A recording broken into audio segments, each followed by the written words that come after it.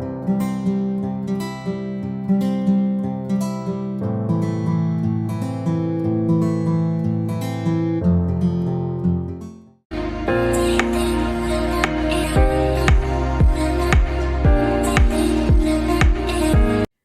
morning. My name is Lakshita Singh. I have done my post graduation from NDU Rohtak, Haryana in 2018. I am teaching biology since 2019 as a tutor. I have also worked as assistant professor zoology in KLP College Rewari, which is located in Haryana. Currently, I am teaching students for NEET and CBSE board exams. So coming on to the topic today, I am going to teach mechanism of hormone action in humans. Hormones are the chemical substances which act like messenger traveling in the blood, and they are secreted from particular gland to reach a particular target to give response. Alright, so let's come on to the classification of hormones. Hormones have been classified into two categories. First is lipid soluble,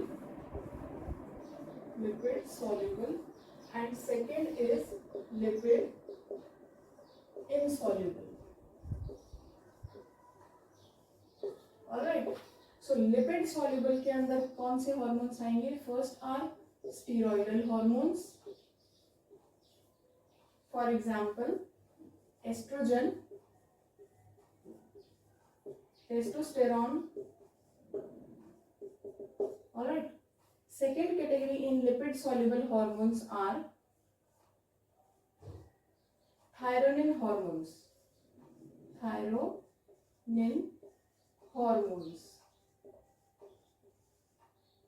which are T3 and T4. So as the name is suggesting, lipid soluble मतलब cell का जो lipid bilayer है उनमें ये hormones soluble होंगे और directly can pass through the cell membrane. Alright, second lipid insoluble hormones, इसमें आते हैं हमारे amine derivatives.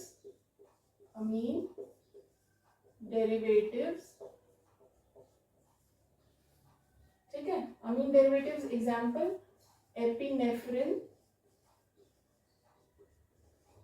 Norepinephrine.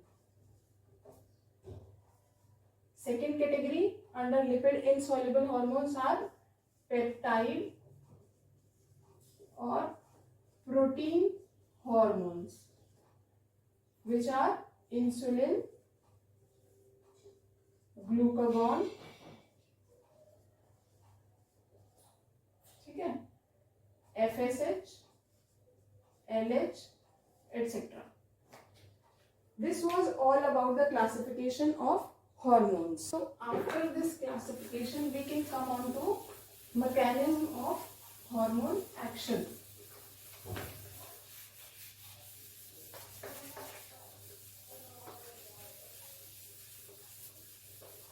So let's study it in a comparative way. यहाँ पे इस साइड में पढ़ेंगे हम लोग लिपिड सॉल्युबल हॉर्मोन्स का एक्शन और यहाँ पे पढ़ेंगे लिपिड इनसॉल्युबल का.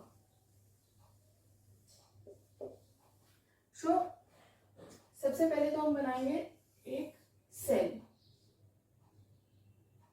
This is the cell membrane. ठीक है, फॉर एग्जाम्पल यहाँ पे एक लिपिड सॉल्युबल हार्मोन है हमारे पास. ठीक है, अब इस लिपिड सॉल्युबल हार्मोन को क्रॉस होने के लिए यहाँ पे लिपिड इस मेम्ब्रेन के अंदर कोई पर्टिकुलर रिसेप्टर की जरूरत नहीं है. Because this is lipid soluble it can pass through the cell membrane directly. ठीक है, ये लिपिड बाइलेयर मेम्ब्रेन है.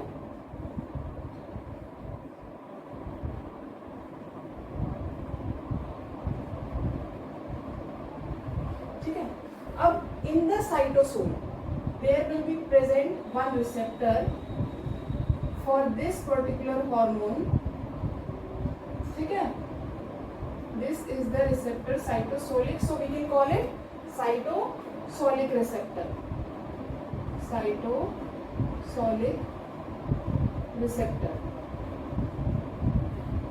सो अब ये रिसेप्टर इस हार्मोन को यहाँ पे कैच करेगा and it will form a hormone receptor complex, also known as HR complex. अब ये complex brain of the cell के अंदर जाएगा। This is the brain of cell. Brain of cell कौन सा होता है? न्यूक्लियस। ठीक है, इस न्यूक्लियस के अंदर ये हार्मोन रिसेप्टर कॉम्प्लेक्स जाएगा and it will stimulate some changes in the DNA which will cause response or generation of the protein, generation of protein required। ठीक है, सो एक बार रिकैप्चर कर लेते हैं दोबारा। लिपिड सॉल्युबल हार्मोन होगा। Lipid soluble, as the name is suggesting, it will not need any particular cell receptor on the cell membrane। ठीक है, ये डायरेक्टली सेल मेम्ब्रेन को क्रॉस कर जाएगा। इसके लिए एक पर्टिकुलर साइटोसोलिक रिसेप्टर सेल के साइटोप्लाज्म के अंदर प्रेजेंट होगा, जहाँ पे ये हार्मोन रिसेप्टर कॉम्प्लेक्स बनाएगा। Hormone receptor complex will move into the nucleus, जहाँ पे डीएनए के अंदर ये हार्मोन रिसेप्टर कॉम्प्लेक्स चेंजेस करेगा which will create a particular response and leading to generation of the protein which is required। ठीक है, ये मैकेनिज्म था हमारा लिपिड सॉल्युबल के लिए। अब नेक्स्ट आते हैं लिपिड इनसॉल्युबल के लिए। Lipid insoluble, as the name is suggesting, ये हॉर्मोन्स सेल मेम्ब्रेन के अंदर डिसॉल्व होके डायरेक्टली पास नहीं हो सकते हैं। ठीक है, तो क्या चाहिएगा इनको? एक cell surface receptor, cell surface receptor required होगा।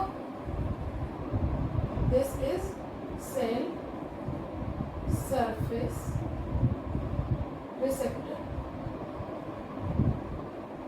अब ये सेल सरफेस रिसेप्टर के पास एक पर्टिकुलर जी प्रोटीन प्रेजेंट होता है। जी protein, when the hormone comes, जैसे ही हार्मोन आएगा ये जी प्रोटीन एक्टिवेट हो जाएगा। This G protein will lead to activation of another enzyme, adenylate cyclase. ठीक है, this G protein will lead to activation of another enzyme that is known as adenylate cyclase। अब ये adenylate cyclase क्या करेगा? Cell के अंदर जो ATP present है, it will convert that ATP into CAMP।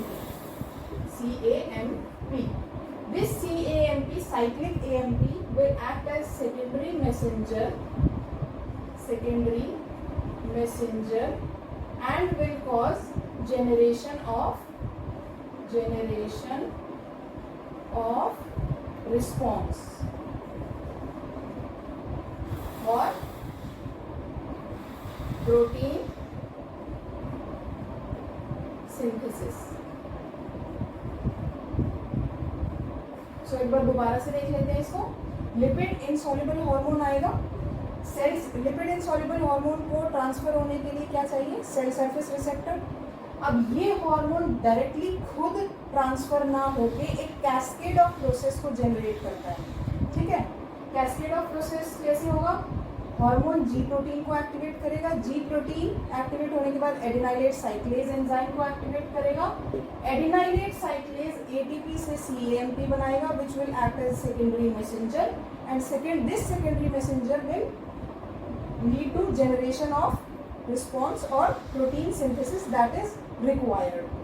ठीक है, अब जो लिपिड सॉल्युबल प्रोसेस था, लिपिड सॉल्युबल जो मैकेनिज्म ऑफ एक्शन है, ये लॉन्ग लास्टिंग होता है। लॉन्ग लास्टिंग क्यों होता है? लॉन्ग लास्टिंग क्योंकि इसकी वजह से डीएनए के अंदर चेंज हो रहा है। ठीक है, लॉन्ग लास्टिंग होता है। While lipid insoluble is short living. लेकिन लिपिड इनसॉल्युबल के अंदर एम्प्लीफिकेशन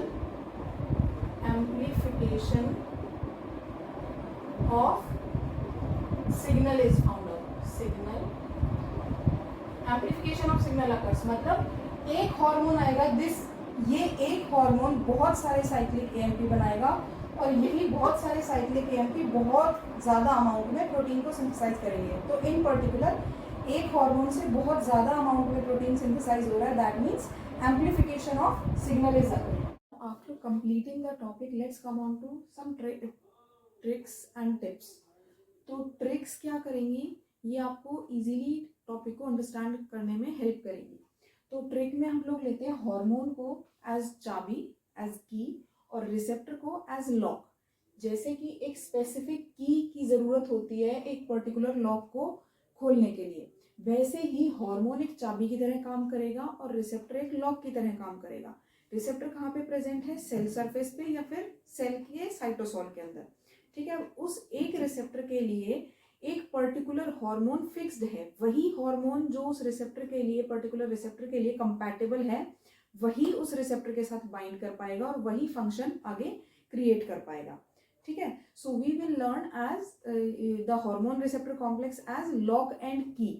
ठीक है, एक लॉक के लिए एक ही की चलेगी, वही एक रिसेप्टर के लिए सिमिलरली एक ही हार्मोन चलेगा, दूसरा हार्मोन उस एक रिसेप्टर के लिए काम नहीं कर सकता है। ठीक है, अब पूरे टॉपिक को एक बार से दोबारा से रिकैपिटुलेट कर लेते हैं। तो हमने क्या पढ़ा, हमने दो टाइप के हार्मोन्स पढ़े, lipid soluble and lipid insoluble. Lipid soluble कौन से हार्मोन्स थे, जो हार्मोन्स सेल मेम्ब्रेन के थ्रू डायरेक्टली पास हो जा रहे थे, क्योंकि जो हार्मोन है वो भी लिपिड है और सेल मेम्ब्रेन भी लिपिड बाइलेयर का बना हुआ है, तो lipid lipid they will pass through. तो इनके अंदर लिपिड सॉल्युबल के अंदर फिर रिसेप्टर हमें कैसा चाहिएगा, साइटोसोलिक, जो साइटोसोल के अंदर रिसेप्टर प्रेजेंट होगा। ठीक है, और लिपिड इनसॉल्युबल हार्मोन्स कौन से थे, जिनका रिसेप्टर सेल सरफेस के ऊपर प्रेजेंट होगा। ये जो लिपिड इनसॉल्युबल हार्मोन्स है, these are basically proteins, peptides, amine derivatives. Clear. उसके बाद लिपिड सॉल्युबल के अंदर जो हार्मोन का एक्शन था that was direct, hormone receptor complex बना रहा था और वो कॉम्प्लेक्स डायरेक्टली न्यूक्लियस के अंदर जाके रिस्पॉन्स जनरेट कर रहा था। वहीं लिपिड इनसॉल्युबल के अंदर हार्मोन डायरेक्टली न्यूक्लियस के अंदर ना जाके एक कैस्केड ऑफ प्रोसेस को एक्टिवेट कर रहा है, एक सेट ऑफ मॉलिक्यूल्स को एक्टिवेट कर रहा है, और वो molecules secondary messengers basically CAMP which it was, CAMP nucleus के अंदर जाके फर्दर रिस्पॉन्स क्रिएट कर रहा था। ठीक है, लिपिड सॉल्युबल का जो प्रोसेस रहता है वो एक्टिवेशन का और जनरेशन ऑफ रिस्पॉन्स का थोड़ा स्लो रहता है, कंपैरेटिवली इनसॉल्युबल के अंदर थोड़ा फास्ट प्रोसेस रहता है। लेकिन लिपिड सॉल्युबल के अंदर जो भी रिस्पॉन्स जनरेट होता है that is for long life span. ठीक है, उसका लाइफ स्पैन, उसकी लॉन्गिटिविटी ज़्यादा होती है as compare to lipid insoluble ones. Lipid insoluble ones के अंदर लिपिड इनसॉल्युबल हार्मोन्स एक्शन तो जनरेट फास्ट कर देंगे, लेकिन उनका लाइफ स्पैन जो है वो काफ़ी शॉर्ट रहता है। So this was all about mechanism of hormone action. Hope you all liked the video. Thank you.